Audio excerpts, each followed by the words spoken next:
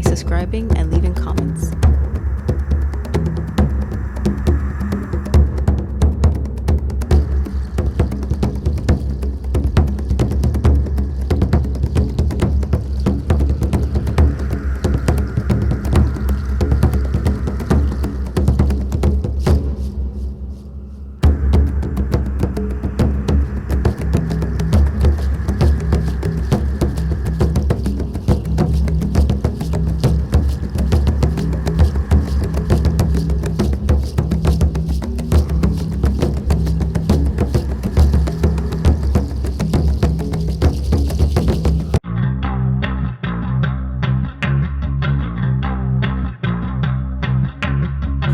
Listening to Sunday Night Live on Q95.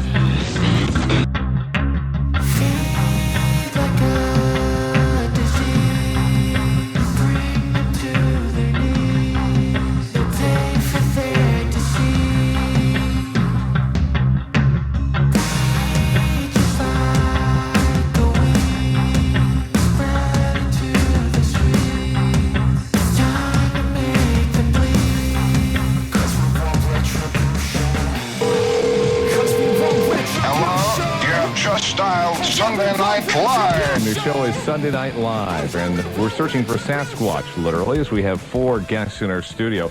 We were talking during the break that they need your help in tracking down this elusive Sasquatch. They feel that he may be present in the state of Indiana. This seems to be a good area for him. There's been enough sightings. And when you guys convey those ideas to me, it is interesting to note that anybody who has spotted this creature certainly would doubt their own sanity and would certainly be concerned about how their neighbors and friends felt about them.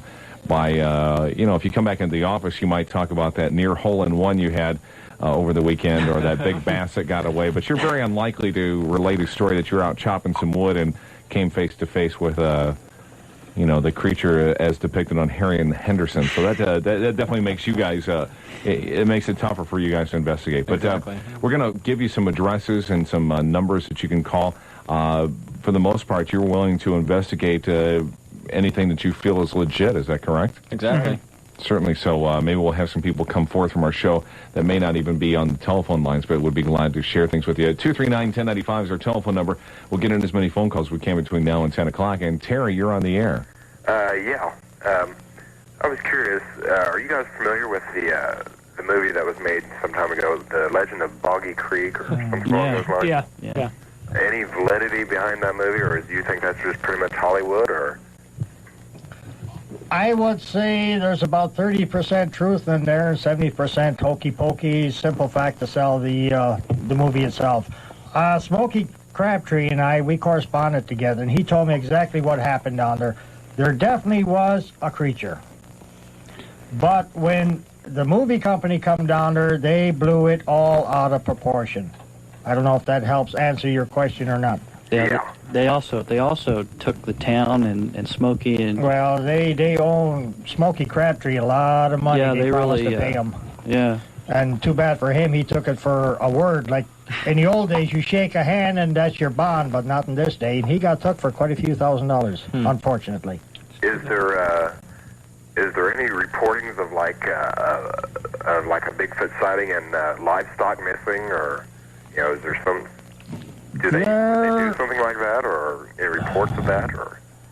Well, there has been chickens. That was in Michigan, though. Yeah. I haven't run across that in Indiana at all. I did run a incident in Michigan where it was stealing chickens, but the chickens were roosting in the trees, so therefore it's it's fair game.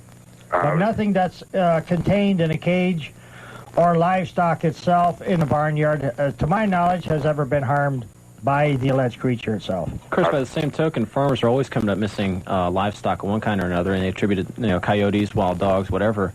Or somebody out of work. Yeah, or somebody out of work. So you never know. I mean, it's hard to sort it out, and not many of these farmers are, going to jump to the conclusion if they have a couple missing chickens or a missing hog that, they had a Sasquatch come and, nab it. So. And has Bigfoot ever used a drive-through window that we know of? Well, no, I haven't. That's the best of our knowledge, okay, during his food foraging. Terry, I appreciate your telephone call. Thank you. Thanks a lot. George, you're on the air at Sunday Night Live. Yeah, Jay, I just had a quick question.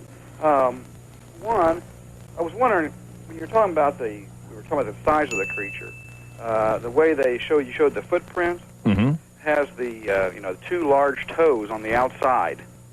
I mean, is that would be indicative of a large creature that would have to support that kind of weight? And the second question was the relation in evolution-wise through the apes. Obvious apes aren't indigenous to this country, but the Sasquatch seems to have a different. It does shies away from man, but does not in any way aggravate or provoke. Well, almost like a higher intelligence than, say, an ape. Gentlemen, your comments on that about the apparent size and the fact that there are no apes in the United States per se. Does this have any tie-in that this may be, a missing link or an ape creature that somehow got... I don't even want to speculate on that. I'll leave it to these two young gentlemen here, fresh in college, and let them wrestle with that situation. I only deal with what I can deal with. You're the anthropology student, Joe. Go for it. Yeah, of course it's possible, and as I've said before, I guess the record's pretty incomplete as far as evolution, and it's there are primates down in South America, and even though there aren't any here in North America right now that we know of, possibly Bigfoot. It's not to say that there haven't been in the past or there haven't been migrations, and that there might be pockets of these creatures that have evolved or have somehow established themselves here. And also, it's not like the Bigfoot is only sighted here in North America. I mean, whatever it is, it seems to be pretty widespread. I mean, there are reports of it in the Soviet Union, in China. And and I even heard one in South America. Even in Africa. I guess what I was saying is, when you would meet a gorilla in the wild, it would be, that would be a totally different situation from like the Sasquatch, which doesn't, is never aggressive though. It seems to always, know where it is, and it never, no one's ever been hurt. So it's not like it knows where it is and knows what it's doing, and I guess maybe a higher mentality, who knows? Yeah, well, I mean, obviously, for a creature to, be as evasive as it is, I mean, it obviously is pretty intelligent. And I would, hazard to say that, it is somewhere between the intelligence of a, gorilla, let's say, and, of man, but it's hard to tell where, it falls in between there.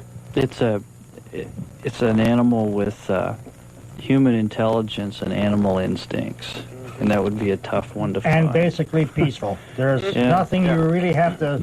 If that was the case, I wouldn't even get in the forest. But I feel safer in the forest than I do in the streets of Detroit, Indiana, Indianapolis, Chicago, New York. Thanks. Thanks, man. I appreciate your telephone call. What is what would be the plural of Sasquatch or Bigfoot? Well, there's some argument over Bigfoots or Big Feet, but we just prefer to go with Sasquatch. Or Sasquatch. Sasquatch is a Canadian term. It's not spelled the way it originally is spelled by the white man. It's an Indian spelling, an Indian word. Because as anthropologist Grover Krantz points out, that why just big feet? Everything is, everything about it's big. You could call it big nose, big ear, big hand. Tonight we are talking about Sasquatch, and Joel, you're on the air. Hi, JB. How you doing? Very good. How about yourself? Not too bad. I do have a question, but I'd like to relate just a small story. Okay. A real quick one. My wife, I was listening to you guys' program on the way back home, and I heard the fellow who called in a little while ago about the any sightings in the Ripley County area. Mm-hmm. I'm from that part of the state. That place is full. The Ripley County, Switzerland County, Jefferson County is full of so much untrekked land. And it is wild. It is really wild down there. My wife was telling me, and this was in broad daylight, of a sighting. Now, she doesn't know what it is. I tried to dissuade her, say it was a deer, it was this. She said it was not a deer. The legs were too thick. And it was not an animal standing on its hind legs against a tree trying to reach something. She said whatever it was definitely two-legged. And she was on a horse with one of her friends. And she did notice, by the way, a definite smell. When did this take place? It was about the latter part of 77 and 78. And it took place there in Ripley County? Ripley County, in the Milan, Indiana area. Okay. All right, you said a definite smell. Could you be a little bit more specific exactly what kind of? She did say like the sulfurous type of smell. She wasn't sure. They were both young, and it scared them both to death. Understandably. But the thing that I noticed, she said, as soon as she saw it, the horse got really spooky. And she said it was getting really crazy on them, and they said that the horse had never acted like that. So it was a real old horse. It was tame. But she said the horse just picked up on it like a radar. And she said that horse turned around and just took off running like it's never run before. Do you know of any later sightings in Ripley County than 77? Or No, I don't. As a matter of fact, your program kind of threw me when you said there were that many in Indiana. Oh, really? Yeah, that really took me by surprise. But I can't think of any spot, if there's anything in the southern part of the state, like I said, around Canaan, around VB, I've got a lot of family and a lot of friends down that part of the state. Yeah. It's wild, and I can't imagine lots of hills, lots of water. If there were going to be some down there, that'd be a perfect spot. Good place for them, right? I agree with you. I do have a question. Do you notice,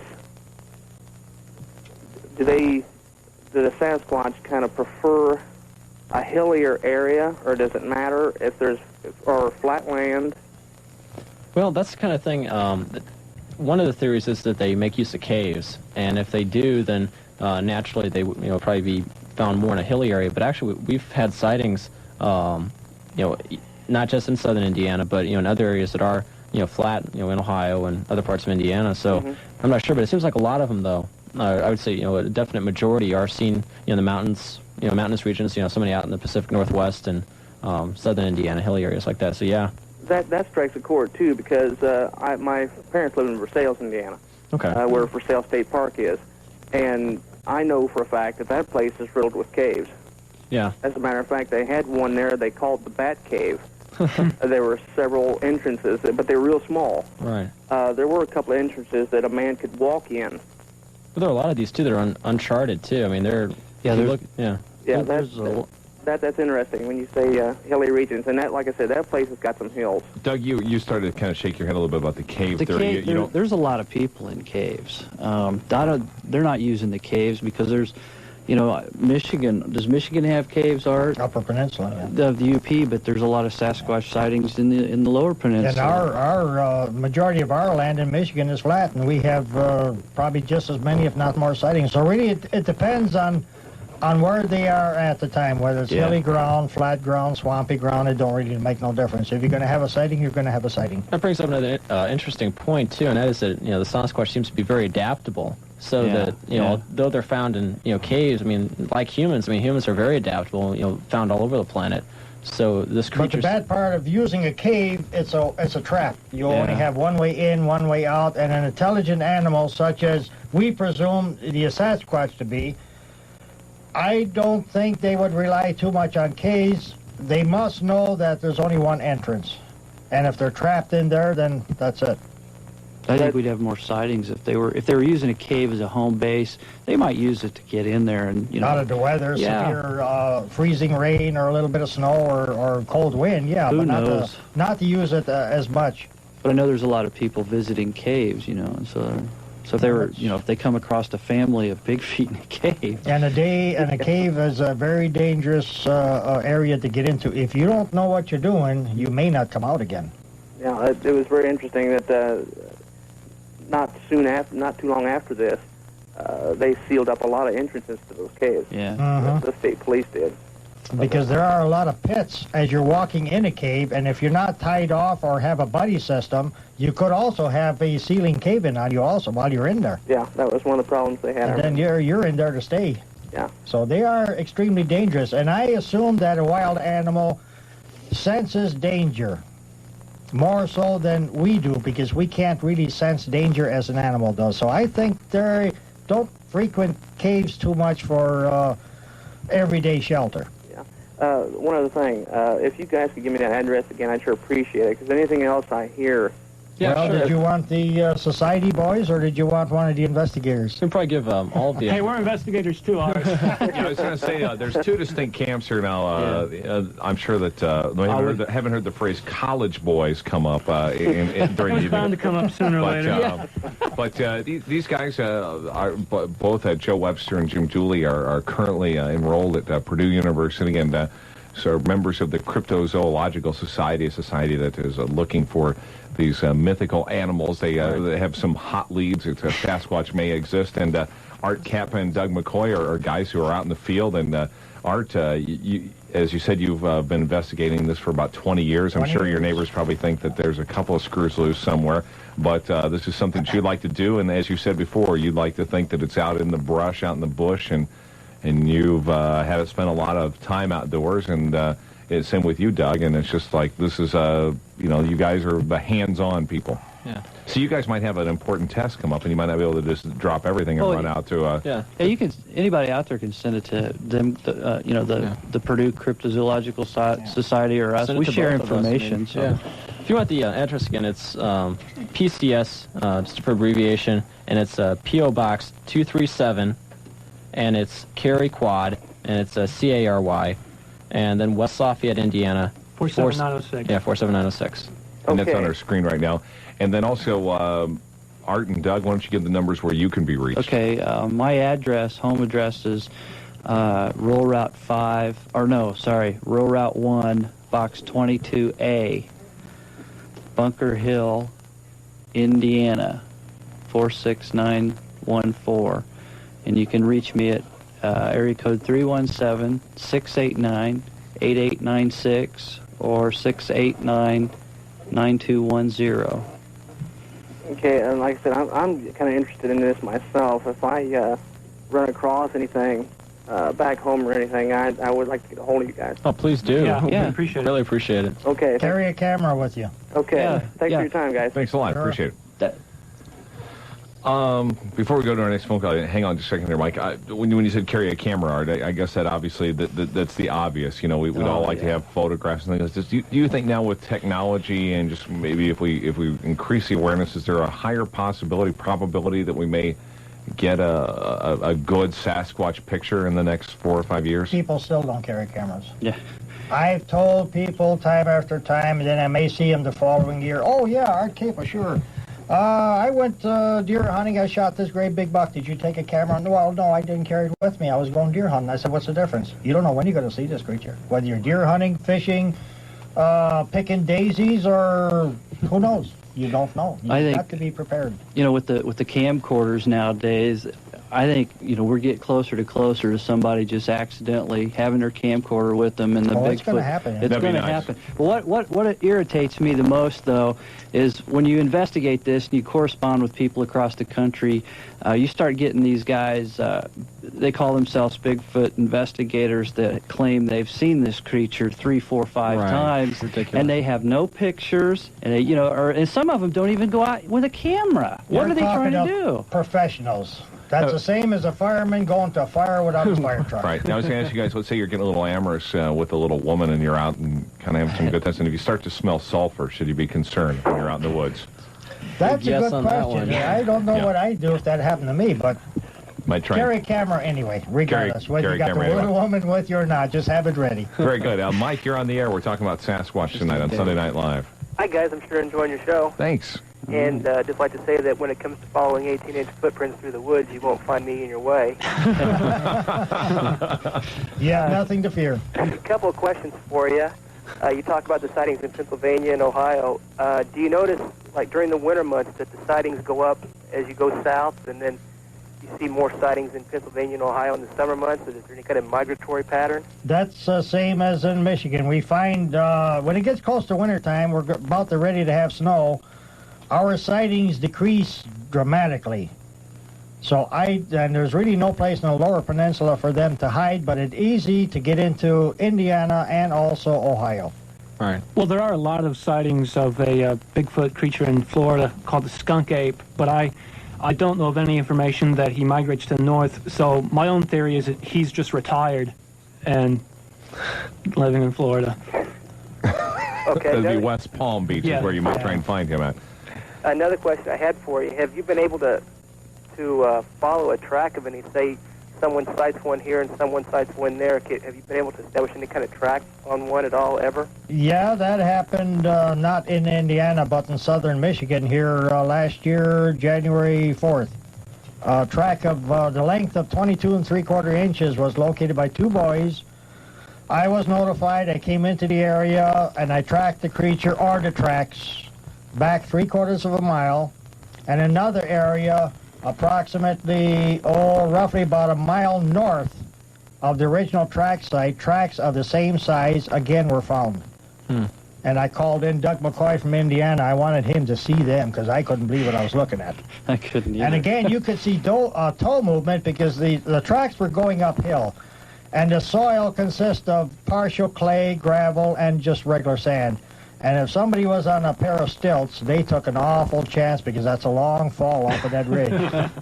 But as far as traveling across, say, 2 or 3 counties... No, that would be almost impossible. I don't think there is nobody capable of unless you had snow on the ground. But bare ground, it would be impossible. Okay, well, thank you very much for your time. Very good. I appreciate your telephone call. We're talking about Sasquatch tonight on Sunday Night Live. And, Steve, you're on the air. Yes, this is Steve Bruner calling from Noblesville. Yes, Steve, go ahead. Yes, I was fascinated by a call you had earlier in Ripley County. Right. In 1977. Okay, just so happens that I'm a bit of a Sasquatch hunter myself. My brother and I had some encounters in the winter of 1977 in Ripley County, near Versailles. Oh, really? What exactly did you see? I can barely hear you. Oh, what exactly did you see?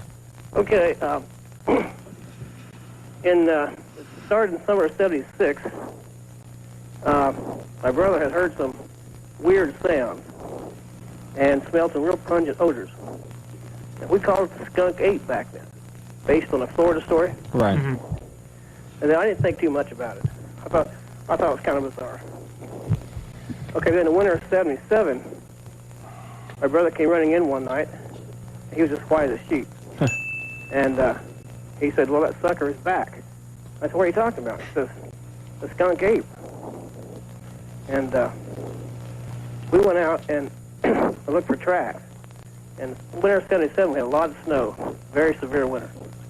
And it was like 12 o'clock at night, approximately 10 below zero.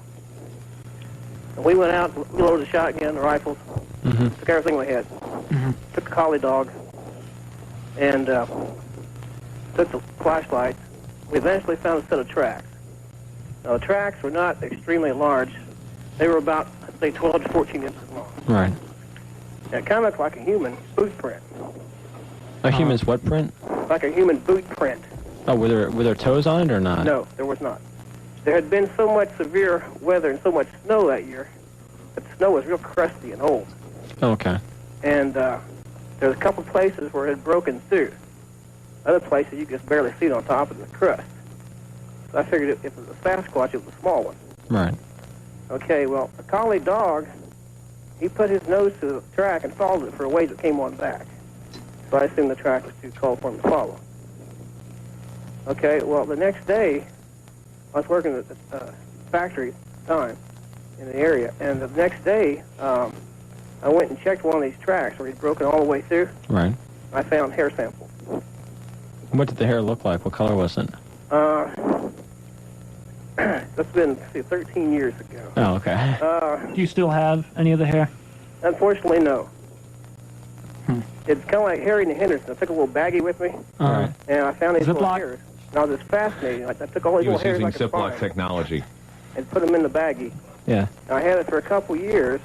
And I was completing college in Tri-State University in northern Indiana. Yeah, I know where it is.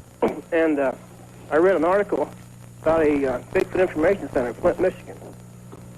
And I was going to call them up and say, hey, I got this hair sample to get analyzed. I went looking for my hair sample, and it was gone. I couldn't find it. Have you had, I guess, have you heard of any sightings since then in that area, or have you had any more, or is that it? Not since '77, winter '77, and I believe that was the same year that your previous caller That's mentioned. an interesting sighting. '77 in Ripley County, near Versailles.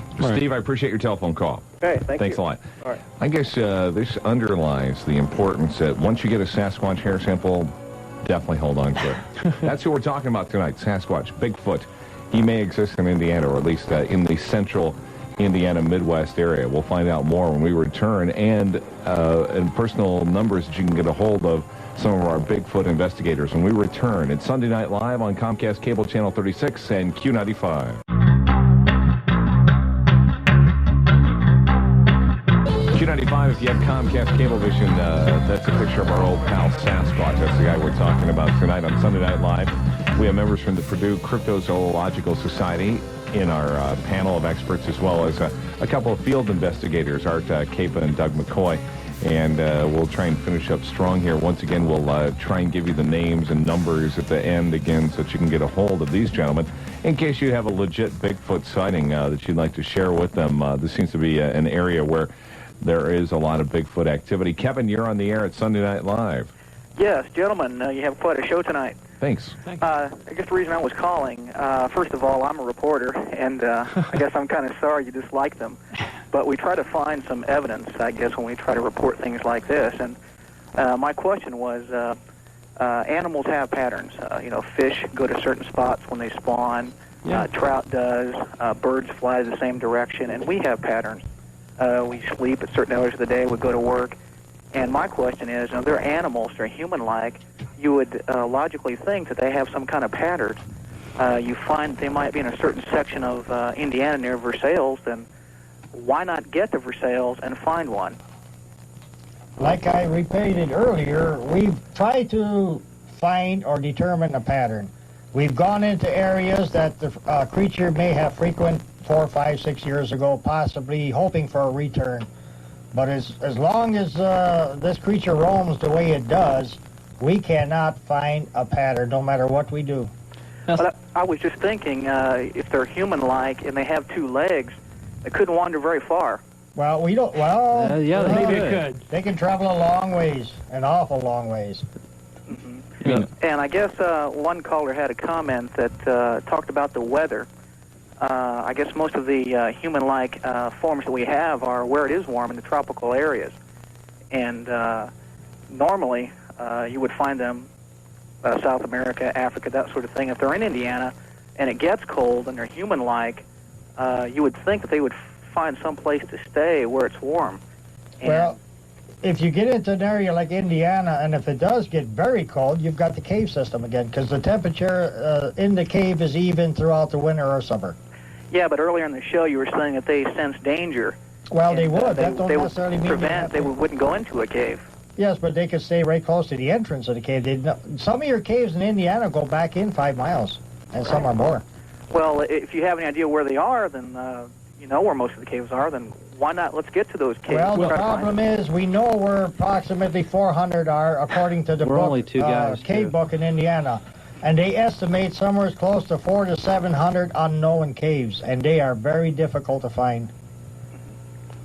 Well, Kevin, I think you know as a reporter how elusive this Bigfoot Right. is, so let's not try and pin him down now. But you Okay. do raise a very, very good point, and I'll be the devil's advocate here. You know, Kevin, you being in the reporting business, you have to look at things and patterns and things like that nature. I know, and I empathize with you guys totally and completely. You know, I'd like to think that Sasquatch exists too, but you know, we've fought the temptation throughout this show to say, well, he just doesn't have a pattern. He just doesn't have habits. He just doesn't have a habitat. I don't mean to poke fun at all, gentlemen, but I mean, yes, you do. as you can see, I mean, even from my standpoint, I mean, I think that's why we're having maybe some trouble believing the validity of a Sasquatch. If the reporter would go out into the forest with us every time we go Yeah. out, he'll soon learn. It's very difficult. I'd be, if I give all my information and Art's information together and some other people's, and we give it to, somebody that knows how to set up put this in a computer. They've done that before. John Green's done it before, and he still hasn't come out with a pattern. Mm-hmm. I mean, their pattern is southern Indiana. It could be 10 counties, and for one guy, 2 guys to be at the right time at the right place is not easy. We're a drop in a bucket compared yeah. to the landmass here in southern Indiana. Most assuredly. Kevin, I appreciate your comments tonight. Thank you much. You take care. The show has been Sunday Night Live once again. Let's put that to Purdue Cryptozoological Society address up on the screen. And also, Doug, why don't you give your numbers where you can be reached? Okay, it's my address is Doug McCoy, Rural Route 1, Box 22A, Bunker Hill, Indiana, 46914. And the phone number is 317-689-8896 or 689-9210. And we'll put that Purdue address up again. Thanks again, gentlemen. And remember to mail early before the postage increase. Thank you so much. That's right. It's just me, Jay Baker, telling you if there's a Sasquatch in your backyard, don't try and apprehend him. Call the experts. We got 4 guys in our studios here tonight who know a great deal about it. We found out a great deal of information tonight about Sasquatch. Thanks once again for joining us for Sunday Night Live. I'm Jay Baker. Tonight's executive producer, Pam Farron, and the production done by Brian Mattingly, the Love Sponge.